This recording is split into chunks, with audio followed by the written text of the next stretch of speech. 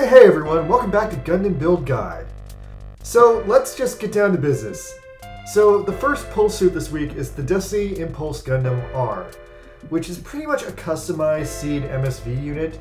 Now, depending on your interpretation, it's either a super strong Impulse Gundam with all the weapons it could have, and some of the Destiny Gundam's weapons, or otherwise it's a weak and malfunctioning prototype Destiny Gundam with old outdated parts, depending on if you're a glass type full or a glass half empty type of person.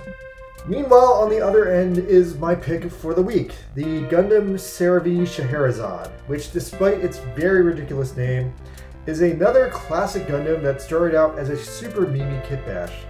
So originally a Japanese modeler mashed up a 1/144th Gundam Cerevi with a 1/400th Ptolemaios model, and they used the Ptolemaios model as the armor for the Cerevi. People saw this online, thought it was super freaking awesome, kind of cool, kind of funny, and so it was one of the myriad of breakout fan units that was incorporated into the Build Divers series, where it really got a chance to shine on its own and be seen as a goofy thing that it is. It also keeps up that classic GBM tradition of introducing an OP upgraded suit into the game before its weaker form, meaning that you can still not get the weaker Cerevi Gundam in the game yet. So, as usual, I did my 10 pulls, and I only got 3 parts, but I got those 3 parts in my first 7 pulls, and then I did another 3 where I got nothing, so I really should have just stopped when I was ahead. Anyway, I'm going to say that the rates this week seem to be bad again, so proceed with caution. Now, on the Scheherazade, the best parts, in my opinion, are the legs and the backpack. The legs have the best stat boost, the backpack has the best EX skill. So I managed to luck out, and I actually did get the legs. I also got the torso and the physical cannon. Now, again, super happy I got the legs because those, in my opinion, have the best stats. The torso is unexpectedly cool. If you alter it, it gets a nice revival skill. Otherwise, it's not super exciting. So yeah, anyway, I mashed up all these parts with my still unleveled up perfect Gundam to make the perfect Scheherazade Gundam. So yeah, super fun. Oh, also the new heavy weapon system has been replaced by a double rerun of the ground cell and the power Musha Astray.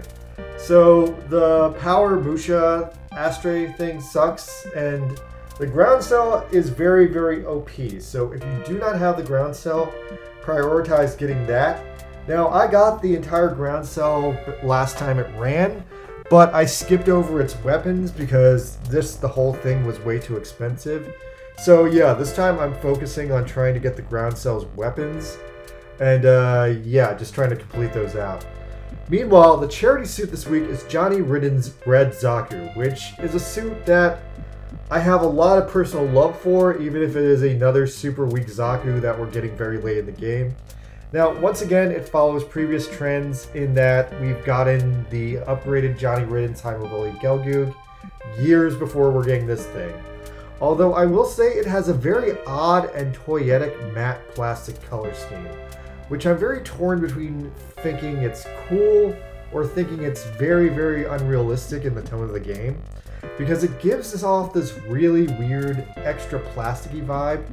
And it's making me kind of long for some of the more weathered suits that we've seen in other Gundam games, or just like a way to add like weathered paint to the game. I don't know. Sometimes I like my suits to look more realistic, and this one looks completely like a toy, so that's a head scratcher, definitely. Anyway, so on an annoying note, like the V-Dash last week, there's another bingo board to completely red out the Johnny Zaku to level 90. Now, I'm trying to make this play out a little bit more balanced than I did last time. So first I'm going to get all the parts unlocked, then I'm going to get them all redded, then I'm going to get them all maxed out, then finally at that point I'm going to level them all up to level 90. So hopefully I don't have like a huge inverse of cash like I had last week. Now thankfully this week there's also treasure missions associated with the weekly missions, so hopefully that should also make everything a lot easier. All the same, last week with the V-Dash I wasted a lot of energy refills trying to earn in-game money So I'm actually really happy that these treasure missions are here, so I don't need to try as hard to get in-game money because I just tapped myself out doing all those missions last week. But I think I'll be a lot better off this week because there's nothing crazy expensive hanging over my head like trying to alter the entire Epion and the Cheridim or the Reborns to boot. Anyway, so the second half of the third Advanced Melee Battle Circuit dropped today, and that was a huge mess. Now, I did OP my way through it, but it was genuinely hard, and honestly, I didn't get a lot of sleep this week, so I was kind of stumbling and making a lot of mistakes as I went through it.